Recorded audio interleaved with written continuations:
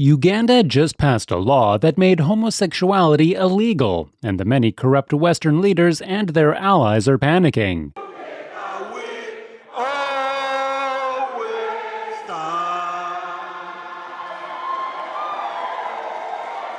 In our country, we will have our morals. We will protect our children. And we are making this law. We are making this law for ourselves. We are making this law for our children. We are making this law for the children of our children. This country will stand firm. And once it passed, I can tell you, Madam Speaker, we are going to reinforce the law enforcement officers to make sure that homosexuals have no space in Uganda. Same-sex relations are already illegal in Uganda and over 30 other African countries. The new law would introduce steep sentences, life in prison for same-sex relations, and the death penalty for aggravated homosexuality, which according to the bill involves gay sex with people under 18 or when the perpetrator is HIV positive, among other categories. As you might have expected, the Western countries, led by America, are swiftly condemning this bill and are already dishing out the threats should Uganda sign the bill into law.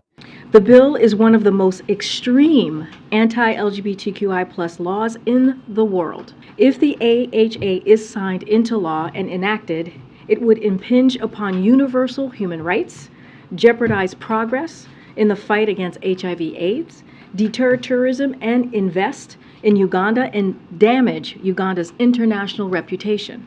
Parliament passing it, it still has some process to go here.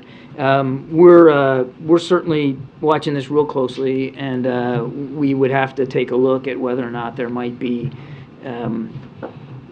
repercussions that we would have to take, perhaps in an economic way, should this law actually get passed and enacted. That would be really unfortunate because so much of the economic assistance that we provide Uganda is health assistance, and largely through PEPFAR.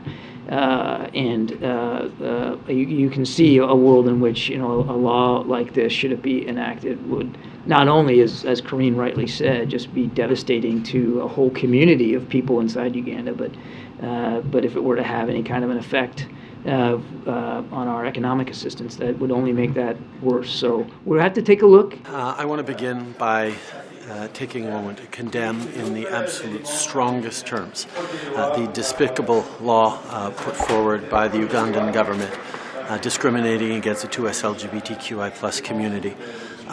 This is something that Canada totally and completely stands against. We will be looking at how we can support the community in Uganda as we continue to stand for 2S LGBTQi+ rights in Canada and around the world.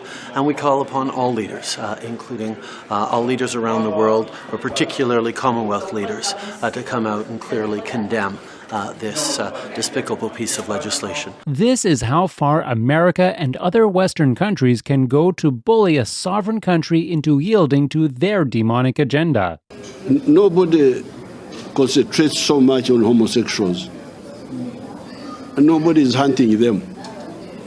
But because they come and want to force us to say homosexuality, oh yeah, that's how you get now a backlash. They are the ones who are provoking all this. Our attitude on homosexuality is that these are deviants. They are deviants from the normal. There is the normal, there is the deviation from the normal. But you don't kill. The deviation from normal is also part of nature. You can get somebody born with 6 fingers instead of 5.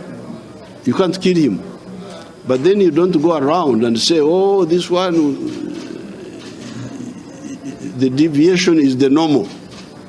It is the provocation by the Western countries. When a nation like the US threatens to impose economic sanctions on another nation because of LGBTQ rights, it goes to show how Satan is using these ungodly elected officials, government appointees, and employees to intimidate and punish a country for making a law they believe is in the interest of their citizens.